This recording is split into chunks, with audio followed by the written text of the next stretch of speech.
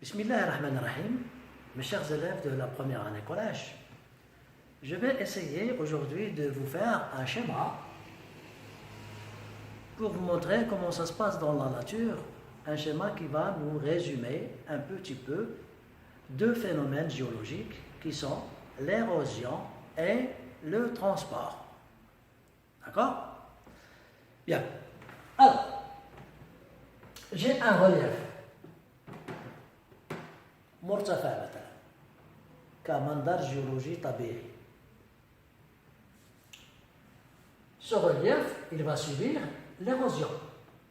سوف يتعرض لعوامل الحد.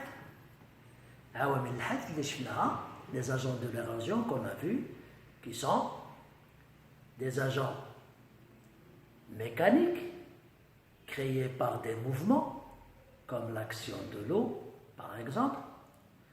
Et il y a l'agent chimique qui se fait par des réactions chimiques. Et il y a autre exemple. Alors, l'érosion, ce relief, il va être fissuré. سوف يتشقق. Et des morceaux, ils vont être arrachés.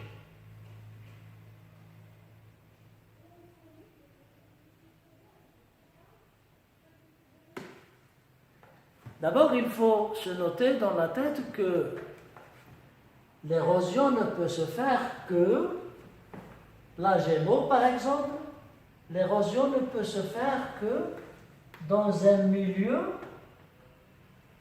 là où il n'y a pas de l'eau. الحد لا يقع إلا على اليابسة. لا يمكن للحد أن يقع هنا في الماء. C'est impossible. L'érosion ne se fait que dans la partie là où il n'y a pas de l'eau. Alors j'aurai ici ce que j'appelle les produits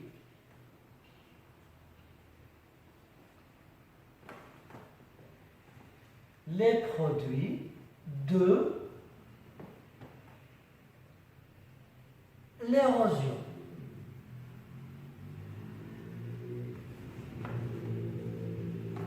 بالعربية نواتج الحد. ما هي نواتج الحد? Les produits de l'érosion, c'est quoi? Eh bien, les produits de l'érosion, c'est ça. Ce sont des petits grains qui vont donner le sable. Des grains un petit peu gros, comme les graviers, le gravier. Plus gros aussi comme les galets. D'accord? Alors, les produits de l'érosion, ici. Ces produits de l'érosion, ils vont être transportés. Donc, il y a ce que j'appelle transport.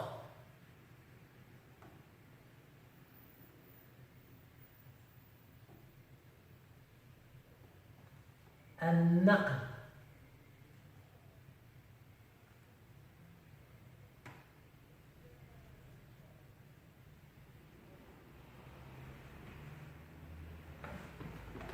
Donc, l'érosion comme phénomène géologique externe, c'est le premier. L'érosion va donner des produits de l'érosion qui vont être transportés. Transportés par quoi? Donc là, je vais parler des agents du transport.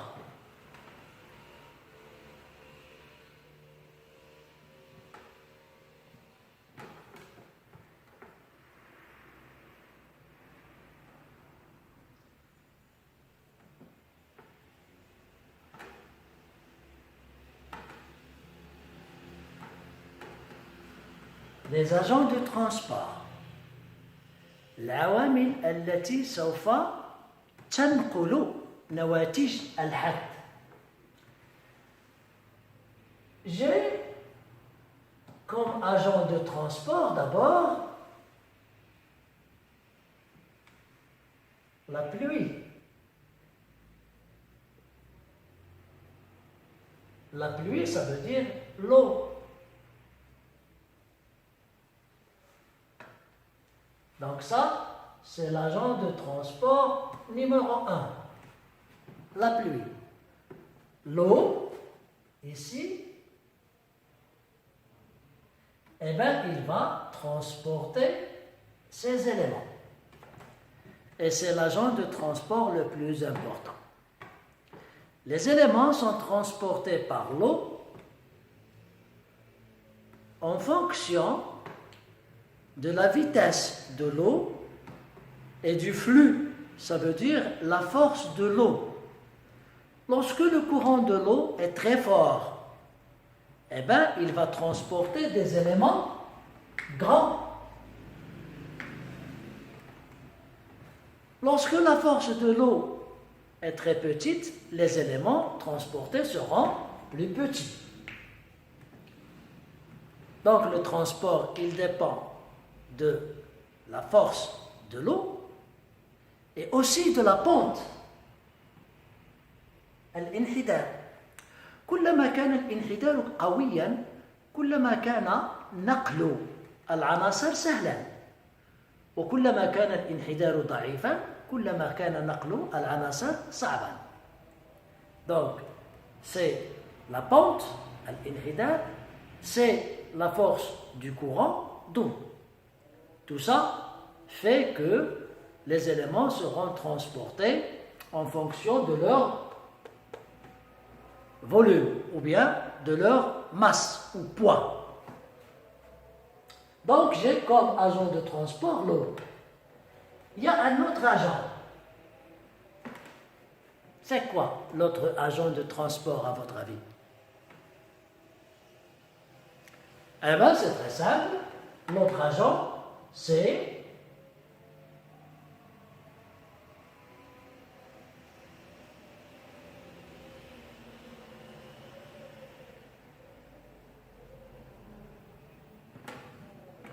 le vent.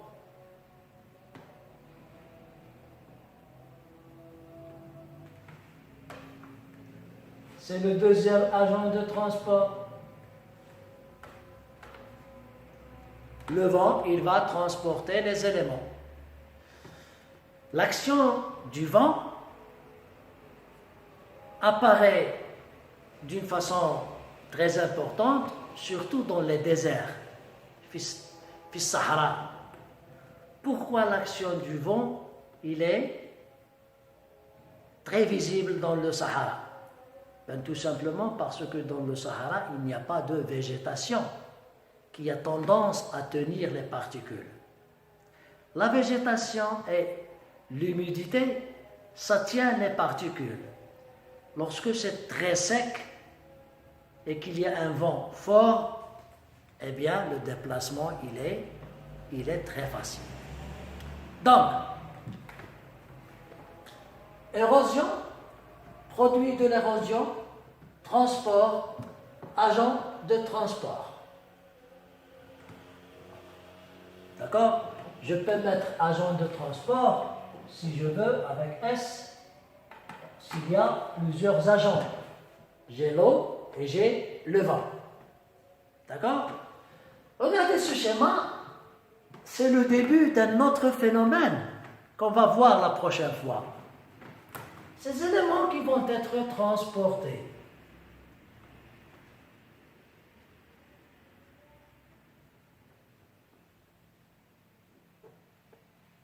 Alors regardez bien.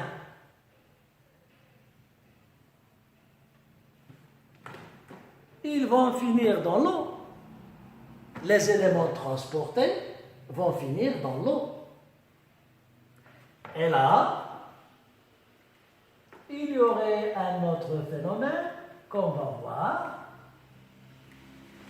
qui est la sédimentation.